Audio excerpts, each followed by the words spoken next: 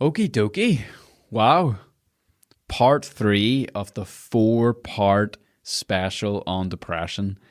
Man, we are so excited to share this with you. Thank you so much, by the way, for all the incredible feedback that you've been sending in about this series so far. I mean, it's only 2 episodes in, and I'm like, dude, I didn't expect to get this much feedback so early. So, yeah, thank you so much for doing that.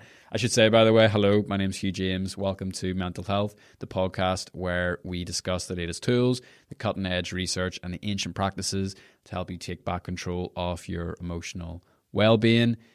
This is part of our 101 series where we're doing a deep dive into the most common mental health disorders. Of course, as I've just said, this is the depression one. It was supposed to be 1 or 2 episodes, and we just started doing it. We were like, you know what? There's just so much content here we feel is essential to share. And so we're not going to condense it. We're not going to apologize. We're not going to cut things. We're going to release a full month of episodes all about depression. So today we talk about drugs.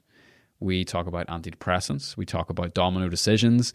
And we talk about a whole range of emergency, short-term, break glass in case of emergency tools and tactics, things you can basically do right now to feel better. That sounds like a snake oil salesman pitch. I promise you, I'm not selling you anything here. It is literally the truth. There are things we can do that are incredibly fast-acting, that are really simple, but can have a huge impact to at least get our heads above the water, to allow us to then pursue like some of those more long-term strategies, some of the long game, and the things that will really help us get out of depression, manage our depression, and take a step closer towards full recovery. So yeah, Steve has asked me to do a little medical disclaimer at the top of the show, Steve being my podcaster in crime, my partner in crime in this crazy journey that we kind of accidentally have stumbled into. He's a clinical researcher. He's a best-selling author. He's a professor. He's been in this industry for 30 years. I am just a bit of a fellow traveler. I really love making podcasts. I've been battling depression myself for 15 years. And so this is just a beautiful, strange, collaborative marriage that we have started, and we're having an absolute blast. But yeah, Steve just wanted me to say that, look, you know, we are not your medical professionals. We are not your doctors. And we are talking to a large general audience. We don't know your specific situations. We don't know what medication you're on. We don't know what is in place or going on in your life. And so today's episode is for, and all the other episodes we do, is for informational purposes only. It's a jumping off point for you to explore with your healthcare provider, with your medical professional, whoever that is in your life, to help you make informed and wise decisions that will keep you safe and keep you moving forward towards that goal that I mentioned earlier of complete recovery. So yeah, that's it. Disclaimer out of the way, little rambly intro out of the way. Thank you so much for choosing to spend this time with us. We really hope it's worthwhile. We truly believe it will be. And I hope that you not only enjoy, but also get a lot out of today's episode. Cheers.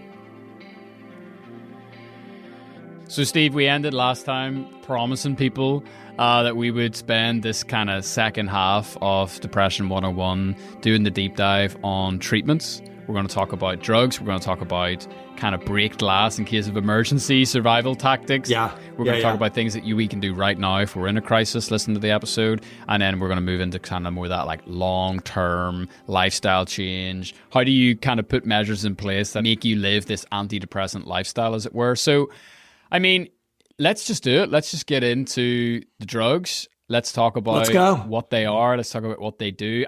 Well, before we do that, anecdotally, I kind of just have this impression from people in my life and even just like acquaintances, people kind of on the outskirts of the social circle.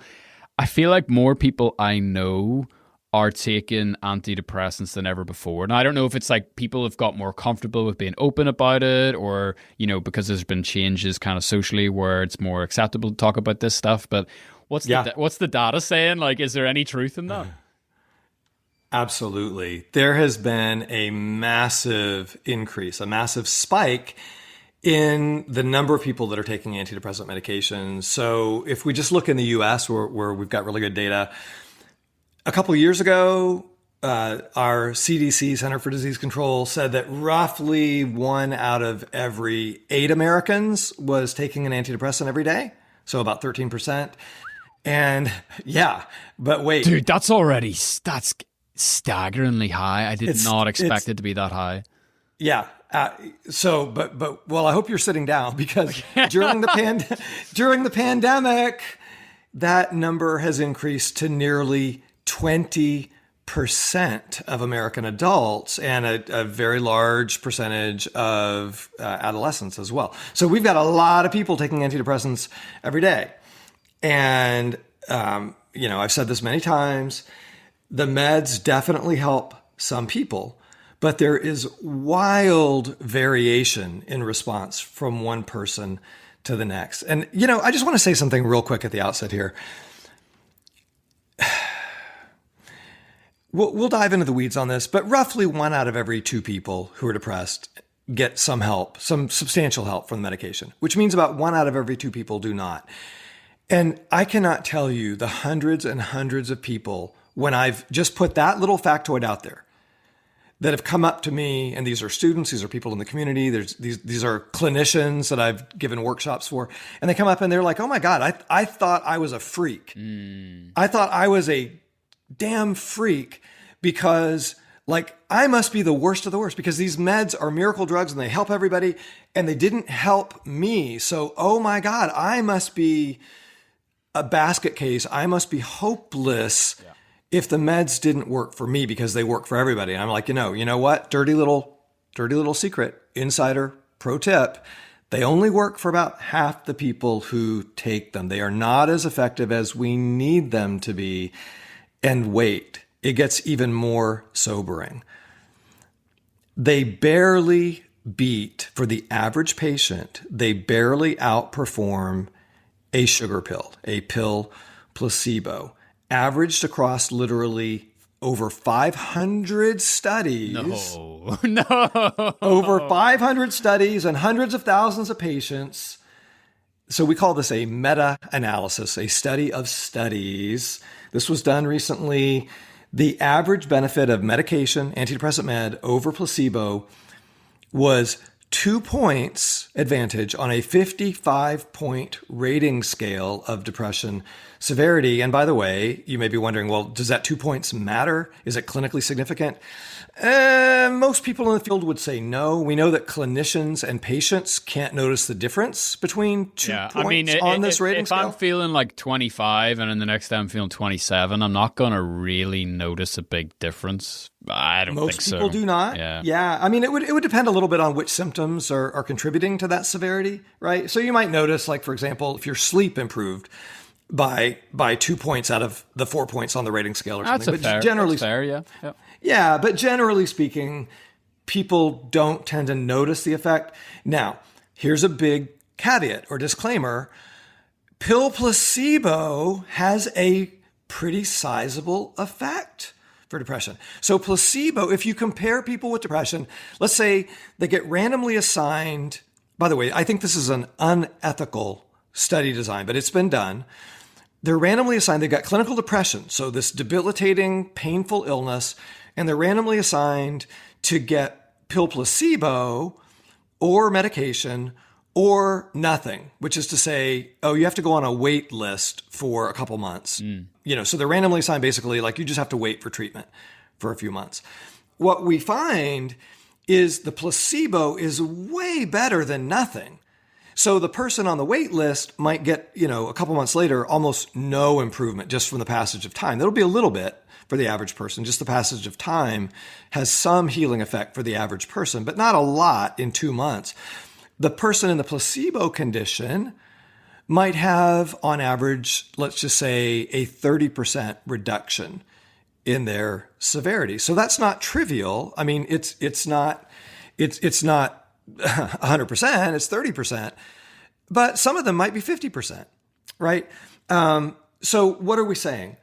We're saying that the meds are a little better for the average patient than placebo, and both med and placebo are quite a bit better than doing nothing. Well, can I just jump in as well? And I just want to say that I would love for us to do an episode on the placebo sometime, because like throughout my whole adult life, anytime I've heard someone like you say something like that about placebo, I've always kind of been a little bit like annoyed or frustrated or like, oh, like it made me feel like I was stupid or something.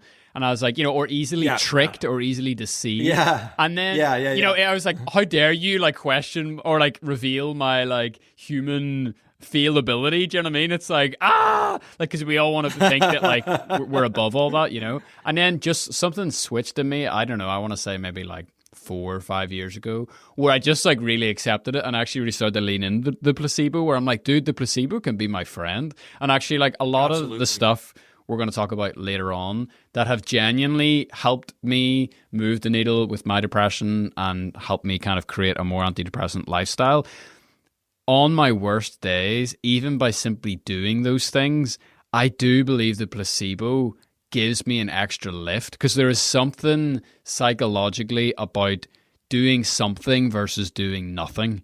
And so even if on a given day, like one of those techniques doesn't actually do anything for me, it like moves heaven and earth for me to actually know that I'm in the game, I'm in the arena, I'm out of my bed, and I'm actually working hard proactively to try and solve the situation that's in front of me. It feels like something's inside my control, and that in itself is a huge domino that can actually lead to really significant uplift if I'm going through a hard time.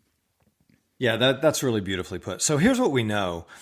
About 70-75% of patients who are in a placebo-controlled study, if they get the placebo, by the way, they're just randomly assigned. They don't know what they're getting. 70-75% think they're getting the medication, right? So they're getting a sugar pill, but they believe they're getting the active med. And so what does that do? Well, for one thing, if I'm going to an expert, which I am, if I'm in a study like this, I'm going to this, this person with all these advanced degrees, and they're giving me a pill, and I think I'm getting this powerful medication, what's that going to do? Well, it's going to lower my stress level.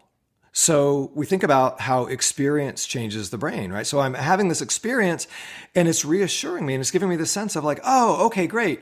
I'm seeing the expert and they got it. She is giving me this powerful, magical medication. So I can exhale. I can feel more hope. And that's going to, hand to God. That is going to, for many people, lower their brain's stress response, which, as we've seen, now you're tugging on the spider web and it's having ripple effects throughout the system. It's going to change their brain chemistry just by thinking that they're getting this helpful intervention. So we shouldn't really be terribly shocked that placebo has a beneficial effect. The problem is, of course, that it's not powerful enough. It's not as powerful as we need for most people. It helps, but it doesn't cure. How about that? And I mean, a guy I absolutely love, a guy called Seth Godin, he has a great kind of riff on placebos, and he basically makes the point that like, safe, cheap placebos are excellent and we should all embrace them. Dangerous placebos that have huge side effects or huge costs attached to them are things that we should be super, super cautious of. And so I guess absolutely that's where this can come into, that can come into this conversation as well. But talk to me about the actual drugs themselves. Like, what are they supposed to be doing? Like, when they're set, when the guys have set out to create this drug and they've run it through the trials, what is happening on paper, or what's the theory behind it? Yeah. Oh, I'm so glad you asked that. Okay. So, the mythology around the meds is like, okay, well, somehow depression is like, I have a chemical imbalance, which has something to do with serotonin, yada, yada, hand wave. Oh, okay. I got it. So I don't have enough serotonin in my brain. It's so encouraging to hear you explain things the way I would explain them. Yeah. Something serotonin. Something serotonin. Neurotransmitter, something about upregulation. Yeah, you get the idea. Yeah, absolutely. Yeah, but I mean, chemical imbalance. So I don't have enough serotonin. So I guess this pill, the sertraline, the citalopram, whatever, the antidepressant is it must have a lot of serotonin in it. And somehow the serotonin in the pill gets into my brain and then all is good. And it's like, no, absolutely. All of that is BS. The average person with depression has just as much serotonin as anybody else. The drugs have no serotonin in them. The grain of truth is, yeah, the circuits that use serotonin are often not active enough, and the meds basically block a mechanism of the brain cells taking the serotonin back up after they've fired and squirted some serotonin out into this little gap between brain cells. We call it the synapse. So they kind of do mess with serotonin signaling. But here's the deal. That effect of messing with signaling takes about a couple hours to kick in, but the drugs take 2 to 4 weeks to kick in. So can that possibly be the mechanism of action? No, it cannot. So wait, what the hell? What are they doing? Well, it turns out they do have some downstream effects that take about 2 to 4 weeks to kick in on kind of rejiggering the docking port for serotonin, the receptors. And that takes 2 to 4 weeks. So it could be that, after some time, rejiggering the excitatory versus inhibitory serotonin receptors maybe changes the activity level. That's one hypothesis. Another thing is the meds have some anti-inflammatory effect on some parts of the brain. There we go. Yeah, I know. Interesting, right? They also have an analgesic effect.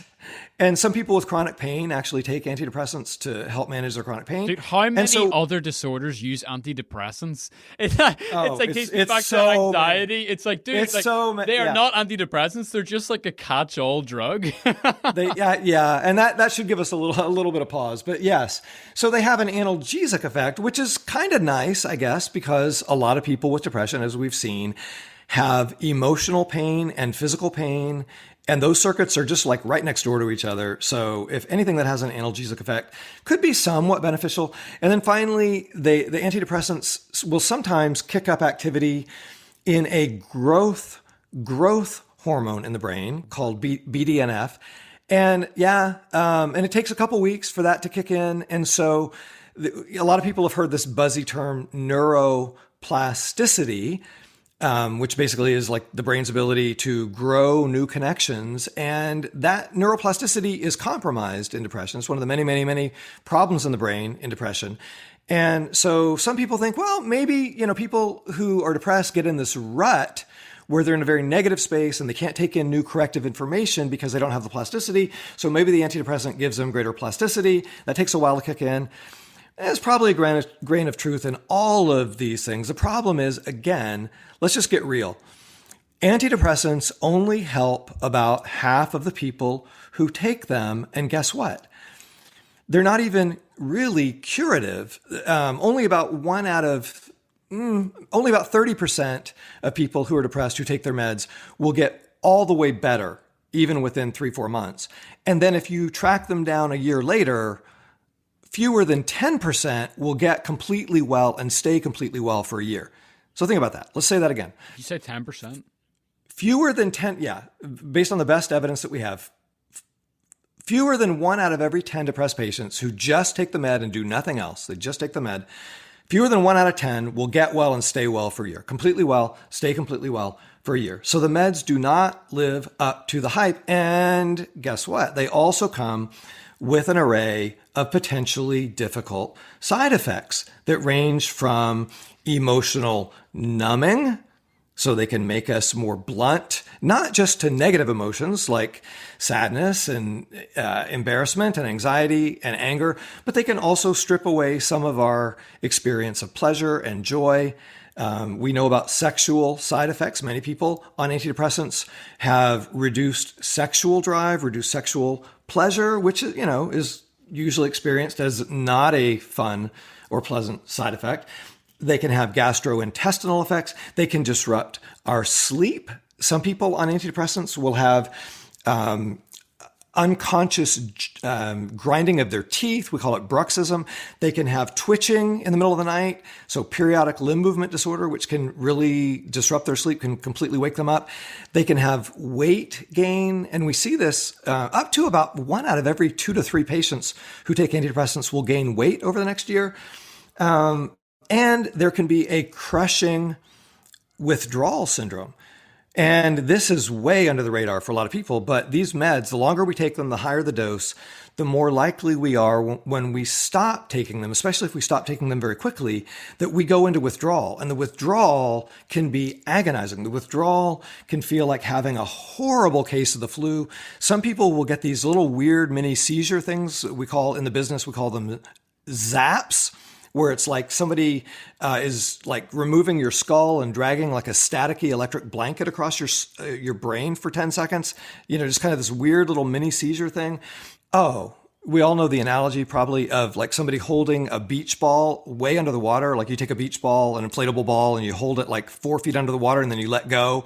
Well, that's kind of like our emotions when we're coming off the antidepressant. So while we're on the medication, it kind of strips the high end, the intensity end off of our emotions. And then if we're going through withdrawal, it's like you let go of the beach ball and it shoots up out of the water. And so a lot of people going through withdrawal will feel like, oh my God, like all of these intense, horrible, strong negative emotions are flooding back. And I'll tell you the most insidious part of this, Hugh. So many people, when they're going through medication withdrawal, they think, oh my God, I really do have a chemical imbalance. It's like, I guess I really do need the medication. And so the attribution is, oh, God, I've known so many people where they're like, yeah, I don't even think the medication was really helping very much. So I'm going to go off of it. I'm just going to, quit taking it. And then a week later, they're in agonizing withdrawal and they're like, oh, I guess I really do need the medication because look at how horrible I feel without it. And it's like, no. That's withdrawal. Let's get you to the other side of withdrawal before we make any determination about, some alleged chemical imbalance. That's crazy. Can I ask you a technical question? Sure.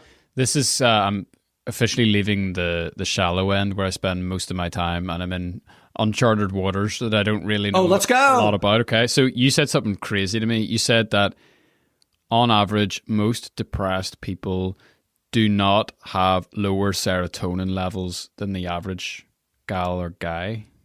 That's right. Okay. I don't know if there's any way to even measure this. Has it been proven that they have fewer receptors? So fewer little suckers to suck up the serotonin? Yeah, that's such a great question. Well, we see it definitely with winter onset depression, where we know that light deprivation, that bright light, when it hits the retina, it actually does have downstream effects that stimulate serotonin signaling. And one of the effects of sunlight-driven serotonin activity in the brain is that the receptors don't have to be as sensitive because there's just a lot of signaling all the time. And the brain kind of operates like a lot of different biological systems. When there's a lot of something happening, it's like a kind of negative feedback mechanism where the body is like, oh, okay, so we don't have to be quite as responsive. And so you can see down regulation in serotonin receptors when we're getting a lot of stimulation. You can also see an upregulation of certain receptors in the wintertime, again, when we're light deprived. So to your question, yeah, some people with depression definitely do have abnormalities in serotonin receptors in some of their key circuits in the brain. But again, they also have like 20 other abnormalities that have nothing to do with serotonin. This was kind of my leading question was, could this be a case where someone is depressed for any of the reasons that you mentioned in part one, and then, they get a little bump in their serotonin through these drugs? We could argue about how that actually happens, but let's just say, for argument's sake, their serotonin levels increase by 20%. Okay, go with that basic kind of metaphor. Yeah, friendly amendment. Their signaling activity in those circuits goes up 20%. Yeah. Say. So what my point is, if anyone had that 20% increase, they're gonna feel better.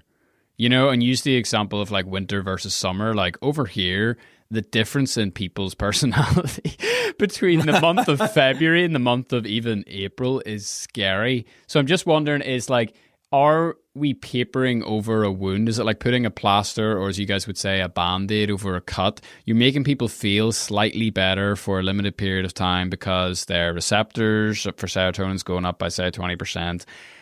But then eventually, because you're not dealing with the root cause, it eventually kind of catches up with you. Yeah, that's really interesting. I mean, I would definitely validate the idea that when we take an antidepressant, if it is actually having the intended effect, it can increase the signal strength of serotonin circuits in the brain. And they have input, we've talked about this before, but they have input, just to remind people, into the amygdala, which is like ground zero for emotional intensity, and they turn down emotional intensity. And that can feel like a feature, not a bug. It can feel like, oh, thank God, I've been suffering, and now the intensity of my suffering is lower. Well, guess what? Serotonin also inputs into the anterior cingulate cortex, which is ground zero for our pain circuits, emotional pain and physical pain. And again, it can feel like, oh, I have some relief. Also has input into our stress circuits and turns those down. So absolutely, if we can crank up serotonin signaling, it can give a temporary feeling of relief. And if we're lucky, that can have ripple effects through the whole system, through the whole spider web, and can get us back to a healthier state of balance or homeostasis. But the problem is, again, if that's all we do and we just rely on that drug, our chances of long-term success are not awesome, in part because, I didn't even mention this, but I think we've talked about it before. Any drug that we throw at the brain at the same dose every day, the brain is usually going to push back. There are a few exceptions, but with all of our psych meds that I know of, I'm not aware of a single psychiatric exception. Any psych drug that we throw at the brain every day at the same dose, we are inviting the brain to push back and to adjust and to adapt. And so what do we develop? Tolerance. We have tolerance effects with anxiety drugs like benzodiazepines, like Xanax and Ativan and so forth, Valium. The tolerance can kick in within a month or two. With stimulant drugs, like, all of our amphetamine and similar stimulants for ADHD, tolerance effects can kick in within a year or two. With antidepressant drugs, usually within a couple of years, sometimes within as little as 1 year. So, just throwing meds at the problem, we can see why that would not necessarily be the most effective long-term solution for people, but it could be part of the solution for some. I really want to emphasize that. So, I kind of wanted to validate that a little bit, because I personally have never been on any medication for mental health reasons. And to be honest, I don't even really have a reason why, other than I just haven't got there yet. I don't know if it's a difference in the medical system over here, but what I would say is that a lot of my friends and a lot of people I've observed anecdotally, the people who just take the drugs and do nothing else, they have a really bad success rate. But I have seen, I would almost describe it as, I've seen people say like drowning, to use like a metaphor, and then the drugs have maybe given them like just a little bit of an uplift, enough to get their head back above the water again, so they can implement some of the other stuff that we're going to talk about in the rest of the episode. And so it's almost Absolutely. Like, in a crisis situation, they've gone on to a drug, and they've used that little uplift, whether it's placebo or whether it's the short-term, increase of your serotonin receptors or whatever. They've used that short-term to then kind of set themselves up for more of the medium to long-term strategies that we're going to get into. And so, I think we have come down pretty hard on drugs here, and I would just kind of like to circle back and say, we're not against anything that helps people get better, and it's so important that people find their path, and everyone's got a different journey back up the mountain, as we've said lots of times. Absolutely. Yeah. And a lot of times people think that I must be anti-medication because I just try to tell the truth. I just try to summarize the evidence as best and the I way can. I see it is like, because there's so much talk about these drugs and very little kind of like honest chatter about it, I think you almost have to over talk about it to try to balance the situation out, if that makes sense. Absolutely. Yeah. And I am trying to provide some of that corrective balance. I think we both are, right? So it's like these drugs have been overhyped, and that is not serving us well as a society, because they're just not as effective as we need them to be. And they really genuinely do have some pretty serious downside risks. We haven't even talked about their connection with suicidality. We haven't even talked about what the consequences can be of emotional numbing or reduced error detection, reduced ability to feel like something is wrong. And what happens if the drugs take our error detection and our emotional circuits too far offline? And I've had patients, I think I even mentioned this in a previous episode. I had a patient who was a pre-medical student who was sailing through a pre-med curriculum, who went on an antidepressant for a health condition, not even for anything psychiatric. And she comes back into session and she's like, yeah, I don't even care about my classes anymore. I don't even care about medicine anymore. I don't know why I was working so hard. And she dreamed about being a doctor since she was 8 years old. She's now 21 and getting ready to apply to med school. And, I don't want to alarm anyone. That's an extreme example. It's a cautionary tale, but it's just the vast majority of people who take these medications, they have no idea that there is some potential downside risk. And I think it's important that we be honest about that. Cool. So let's pivot then. Let's go into these kind of break glass in case of emergency. We did that for Anxiety 101. I really enjoyed these kind of more short-term things to do right now after listening to this episode, survival tactics. I'm in the middle of a depressive episode. What are some of the things I can turn my attention to or turn my actions to start to make my way out of the pit, as it were? Absolutely. Let's do it. So you were going to talk about, I think, distinguishing depression's voice from your own voice. Yeah, so I kind of want to circle back to something you said in part one, where you talked about how the depressed brain thinks that it's going through a really severe physical illness. So it thinks it has like a really extreme flu or really bad pneumonia or, pick any sort of disease you want. And so the natural response or reaction to that is you need to shut down, you need to stay in bed, you need to rest, you need to withdraw from your community so that you don't spread the disease onto other people. And that's a perfectly healthy adaptation, as you would say. I'm learning all these new words because of you. If you are physically sick, if you are mentally sick, if you have an inflamed brain, say, and it's caused you to be depressed, you said something brilliant one time where you're like, you kind of need to do the opposite of what depression tells you to do. And so whenever depression tells you, and I'm kind of, personifying depression here because that's the way I think about it in my head. If it tells you like you should stay in bed today, then I'm immediately like, there's something in the back of my head now that's just like, I need to do the exact opposite of that. Or, you should really cancel on your friend who's coming over tonight because, you're just not really feeling it and you don't want to bring them down.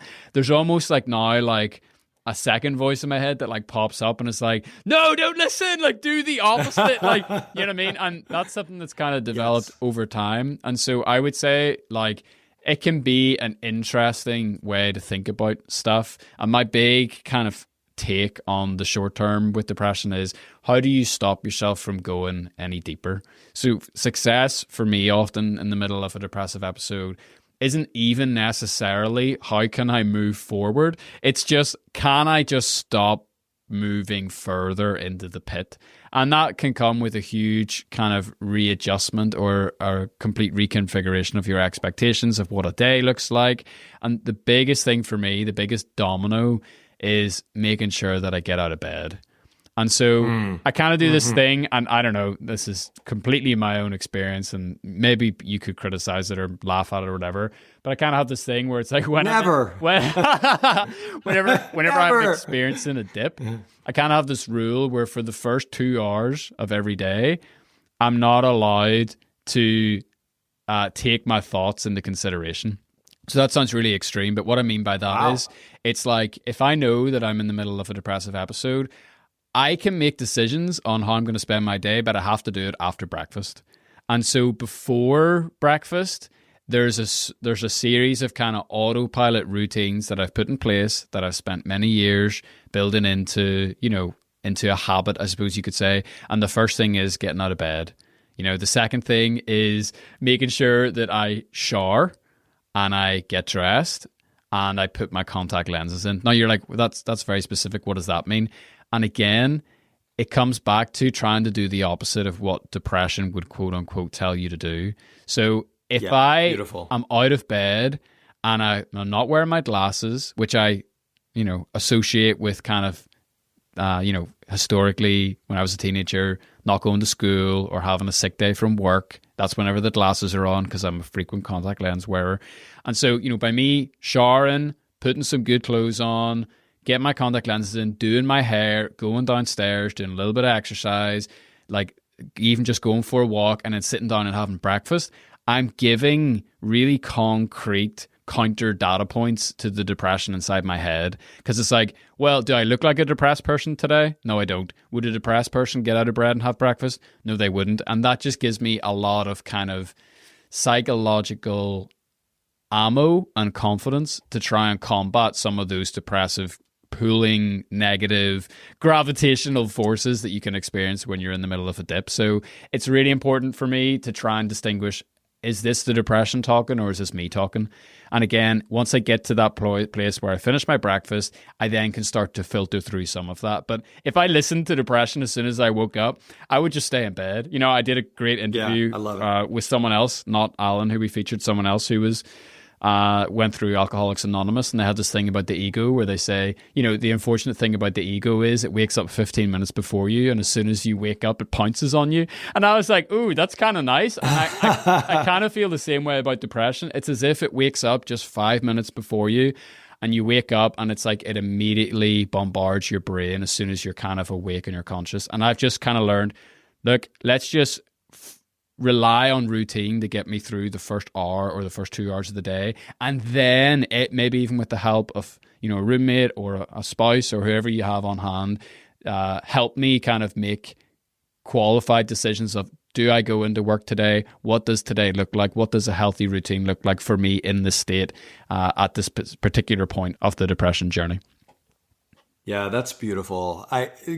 So let me just say, I think it's a great segue into a topic that we've kind of skirted around the edges of some, which is that most psychotherapists out there, so if you're going to do therapy for depression, by far the most widely used and really the most scientifically studied form of psychotherapy for depression, people have heard of CBT, Cognitive Behavioral Therapy, with the big emphasis on cognitive, which basically means like, hey, people with depression have this relentless cascade of negative thoughts. And Hugh just talked about like, hey, you know, those negative thoughts feels like they're up and awake even before you are. They're already off to the races. And people who are depressed see things more negatively than they are. They see themselves in a very dark light. They see the world. They see the future. Everything is negatively shaded. And so, you know, what does cognitive therapy do? It attempts to train people with depression to start noticing the connection between their thoughts and their emotions, and to begin to write down their negative thoughts. And instead of treating them as a complete fact, to treat it just as the depression talking, or maybe just to treat it as like, okay, well, this is one possible interpretation, but what else is there? So to generate alternatives and look at the evidence, yada, yada. Well, guess what? No big surprise. That process of learning how to successfully challenge negative thoughts, it takes a long time. It takes a lot of effort. And we have pretty good evidence that the typical depressed patient might take like, 6 weeks to really get any good at that.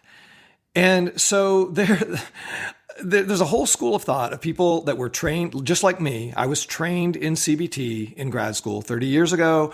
I've led workshops at our national conventions on how to do cognitive behavioral therapy for depression. I got pretty skilled at it. And many of us eventually got to the point where we're like, you know what? I think there are some important shortcuts. When people are suffering like this, they don't have 6 weeks to learn this technique. Like, you know, there's got to be something, just like you said, like what's break glass in case of emergency? What are survival tactics? Well, turns out that we can just differentiate between the process of negative thinking. In other words, you know, we call it rumination, just that process of like, okay, I'm stuck in this vortex of these negative, spiraling negative thoughts. And I'm just like locked in. I'm in my head. I'm just ruminating, brooding, dwelling. Versus the content, like, oh, what's the content of my negative thought? The cashier didn't smile at me when I greeted her. She can tell I'm a loser. I'm such a horrible person. She can tell, you know, that I'm just such an unappealing person. That's the content. And we could challenge that, but it's like, no, that's not really the efficient thing to do. So there is a type of spin-off therapy. How about that? A spin-off, a sequel to cognitive therapy called behavioral activation. And the whole idea behind behavioral activation is like, look, let's just get you out of your head. Let's get you out of your head and out into the world of rewarding activities and rewarding interactions with other people. Let's treat rumination as the enemy. Not like we're not going to try to talk you out of the negative thoughts. We're not going to try to say, oh, they're irrational. That's your depression. It's just like, look, let's just interrupt rumination. Let's pivot and redirect our attention out to something that's going to be more helpful right now. And it turns out this has a massive beneficial effect for so many of us. If we can learn to spot rumination in real time, to be mindful of when it's happening, and then as soon as we see it, let's practice redirecting attention out into something more active. It's so good. And actually, I was talking to a buddy of mine the other day about this, and both of us were saying, like, not to get too esoteric here, I'll keep it relatively shallow, but we've both done a lot of work with challenging negative thought patterns and kind of even statements that would come up whenever we're in a dip and we're going through a hard time. And we've actually got like I'm going to say, like, after 15 years, like, you know, we've developed like a pretty strong muscle of whenever a negative thought comes, we're actually pretty good at like either dismissing it or like actively challenging it. And like, I have no shame in saying this, like I will audibly speak out against some thoughts sometime. And there's a lot of like, there's a lot of woo-woo around affirmations and stuff. And I think it has some truth, and I think that it has often quite a lot of limitations. And one of the limitations that I have found is that it's not just negative thoughts that you're dealing with depression. And for me, the thoughts have become easier to deal with because I can become aware of them and I can challenge them. But the thing that lingers is the feeling. And it's very hard to challenge a feeling because, you know, if say like a negative statement is like, nobody loves you. Okay, let's just go with like some low hanging fruit. Well, then through your CBT therapy, you can turn and be like, actually, that's complete BS. Like, here's a list of 10 people who very clearly love me and they've shown me that they love me because of X, Y, and Z. It's much harder to tackle and counter a feeling. Like if you're feeling dark, or you're feeling like all the color has been drained out of your life, there's no real tangible way to like counter that. Like whenever you're standing in your kitchen, there's no fancy little like magic incantation you can say that will make that go away or will challenge that. And so this idea of behavioral activation, I think, is so key. And it comes back to, okay, I feel this way. Instead of countering it with an affirmation, I'm going to counter it with an action. And like I said at the start, the action could be, I'm going to shower and I'm going to do my hair, because it's a counter to this feeling like, oh, I feel sluggish, I feel unattractive, I feel blah, blah, blah, blah, blah, fill in the blanks. And if you can have that counter action, I think it can almost trick your brain and it can kind of get around some of that negative feeling loop cycle as well. Absolutely. So the aha moment for me on all this happened, I want to say, like 15 years ago. And I saw this brilliant paper by an Italian psychiatrist named Maurizio Fava. He has a study of patients who are depressed and they're randomly assigned to get treated either with medication or with cognitive therapy. And he does an assessment, a questionnaire measure of their negative thought patterns before treatment and after treatment. And what he showed was that the people who got better, who got well, got over their depression on the meds, had just the same level of improvement in their negative thoughts as the people whose entire treatment of depression was predicated on fixing their negative thoughts. Wow. And it blew me away. And yet, immediately I knew it was true, and because it resonated with exactly what I'd seen clinically for years, which is, look, the depressive negative thoughts so often are a symptom of depression and not the driver, or at least not the most important cause of depression. So once we are willing to let go of the dogma and the ideology that says, oh, the negative thoughts are the whole ballgame, it's like, well, yeah, probably in some cases they are. Remember, they can be one of those threads in that web. It can be part of it. But for so many people, it's like, look, let's just let go of trying to battle the negative thoughts. How about this? Let's just redirect into something that will help your depression get better. Because guess what? If we can get the depression better, the negative thoughts will usually just take care of themselves. Absolutely. And that's profound. But it took me a long time to get to that point. And sadly, a lot of my colleagues in the cognitive therapy world have never gotten to that point. Yeah, and I always say to people, like, your number one goal in the short term is to get out of the danger zone. So, like, my danger zone would be, I think, like a lot of depressed people, and I've said it before, it's lying in bed. It's not getting out of bed, particularly if there's a screen attached to that. Then I just feel like you can get sucked into the metaverse, for lack of a better term, for 4 weeks at a time. You know what I mean? Like, you've no reason or incentive to get up. Whereas if you do some really, really simple preventative measures, if you know thyself, if you say, you know, I'm not going to have any screens upstairs, or I'm not going to have any screens in my bedroom, or whatever kind of preventative thing. Because, you know, after a while, there's only so much lying in bed you can do before boredom will eventually drive you to do something. And I've just never been able to think my way out of depression while I'm lying in bed, versus if I, you know, I don't know, go and do like some gardening, or I go for a walk. And, you know, these are all things that are incredibly hard to do whenever you're depressed. And I don't care like what crutch you have to lean on. If you say like live near a local coffee shop and you're like, right, well, the only thing I want right now is like that croissant from that particular place. It's like, go ahead, because it'll get you out of the house. It'll get you walking. Or if you're like, you know what, I've got that one playlist or that one podcast that I love to listen to.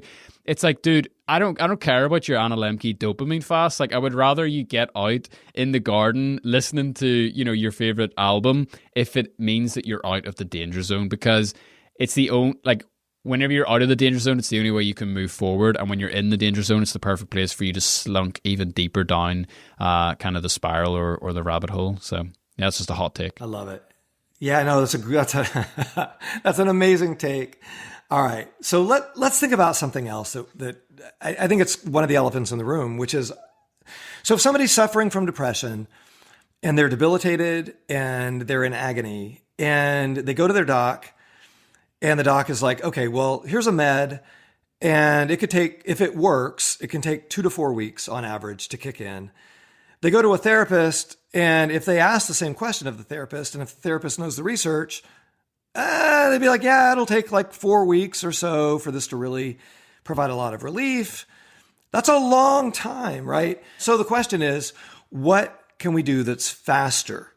What has like really fast onset antidepressant effects? By the way, one of the reasons why a controversial form of treatment known as electroshock or electroconvulsive therapy has been and remains in the armamentarium is it is faster for the average patient. Now, I'm not a huge fan of electroshock therapy for reasons we can get into on another episode, but I just wanted to throw it out there, right? It's like, dude, I'm going to be honest, I like didn't think that was still a thing. I thought that was just like something I saw on like Shutter Island that they did way back in the day. Crazy. No, well, they rebranded. Ah, sneaky copywriters. They always find a way. They rebranded. It's now called typically ECT, electroconvulsive therapy. It's kinder, it's gentler, it's lower current. We'll talk about it someday. But anyway, I'm not a huge fan, but it is faster. So, you know, I don't want to say it's never warranted. It can kick in within, a week or so. Well, guess what? There are other things. I've been saying guess what a lot today. Maybe we can edit some of those out, okay? Guess what? I'm going to keep them in because I think it's just shows people you're human. It shows people I'm sleep deprived today. Steve has developed some more little auditory tics. That's fine. Hopefully there won't be a drinking game that'll develop around guess what. But where were we? Oh, well, so there are things that are faster. Like what? Well, I had a graduate student some years ago who was really, really fascinated with the therapeutic effects of bright light therapy, not just sunlight, but artificial therapeutic light boxes, which you can buy for like $100 or less, or £100 or less. And he pointed me, I never knew this before, but he discovered a little secret underground literature of a few studies that have shown that bright light therapy has faster effects for depression. It can have onset in like 5 days, 7 days of therapeutic effect. How about that? Who knew? So, especially for people with winter onset depression, people whose depression seems to be really driven by light deprivation, they get a half hour or so of bright light in the morning, can have a massive and rapid onset therapeutic effect. What else? Well, exercise, another one of our recurring themes. Turns out for some people, and one bout of intensive physical activity, whether it's aerobic or intense weightlifting, or, even for some people, a very brisk walk can have immediate mood elevating effects. I'm not saying it's immediately curative of their depression, but can be immediately helpful. And certainly within a week, a person who begins a regular regimen of physical activity can be seeing some clinically important benefit. And now I'm going to give you one that's like super obscure. I hope everybody is like pencil at the ready. If they want a mouthful, chemical, oh my God, here we go. Acetyl L-carnitine. Acetyl L-carnitine. It is it's a chemical that the body makes based on substrate that we get in our diet. Carnitine is an amino acid, so a sort of a protein building block that is highly prevalent in red meat, but in lots of other dietary proteins. And as we age, our levels of acetyl L-carnitine drop. Why is that important? Why do we care? Well, acetyl L-carnitine is crucial for making the little power plant inside of our brain cells. We all have heard the term mitochondria. Mitochondria, it's a meme, right? Mitochondria, the power plant of the cell, right? The little energy producing organelles inside the cell. They need acetyl L-carnitine, and those levels drop as we get older, but they also plummet when we're depressed. So guess what?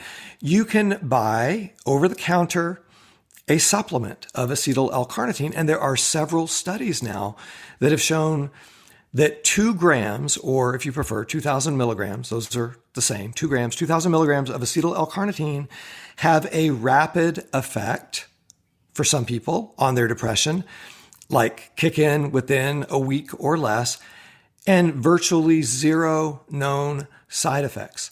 And the antidepressant effect seems to be at least as large on average as we tend to see with medication, but faster and minimal side effects. So as you can imagine, I'm kind of intrigued. Now, we have hundreds and hundreds of studies of meds and only like 4 published studies of acetyl L-carnitine. So it's a little bit early to say, oh yeah, this should be the first line treatment for everybody. But let's just say it is on my radar because it is one of the very, very few things that we see that seems to be quite fast acting for some people and pretty benign in terms of side effects. Nice one. Man, we are getting down there. The end of part 3. Man, one more to go. Hope that you have found it beneficial so far. Hope you have been enjoying it. And I gotta tell you, like, I know, classic, everyone would say this about their final episode. It's like any TV series, like the last season finale gets hyped up. I should have like big like movie trailer music and all in the background of this and like huge bassy voice effects. But honestly, like our last episode, our final episode that's coming out next week, it's the big one. Like it's the big guns, as Steve would say. Like it's where we really, really go into it. Like we have been paving the way so far with these 3 episodes. We've been laying the foundation. Okay, we covered what depression is. We covered what causes it. We covered some of the short-term treatments. We covered what's going on in the brain. And now it's time to like get serious about building a lifestyle that is antidepressant, to get serious about those long-term strategies that we can put in place to, get ourselves out of a depressive episode, to manage depressive episodes when they happen again, and more importantly, to prevent them through a lifestyle that is truly antidepressant.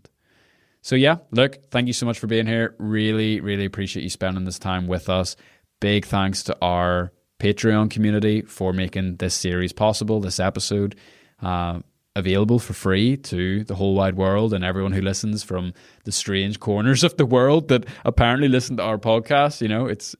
It's kind of mind-boggling, to be honest with you, but if you haven't heard me say it already, like Patreon is basically, it's a crowdfunding platform where people just like you can support this show financially for as little as the price of a cup of coffee every single month. And basically that allows us to stay ad-free. It allows us to stay independent. It allows us to publish weekly. It covers our costs. And it's just a glorious thing, man. Like, I gotta say to you, like, to see a small group of people come together to support a project like this, it warms the soul, man.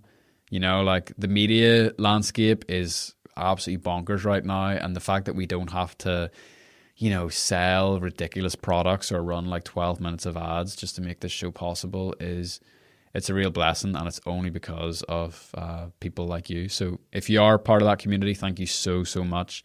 Patreon.com/mental health podcast is the place to check it out if interested. And what else?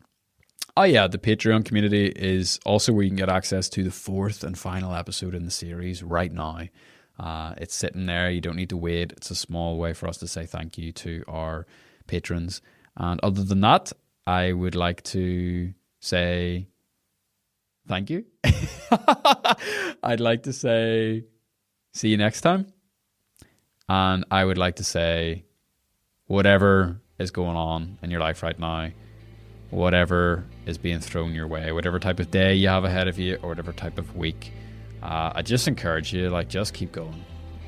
Like, I know it's tough.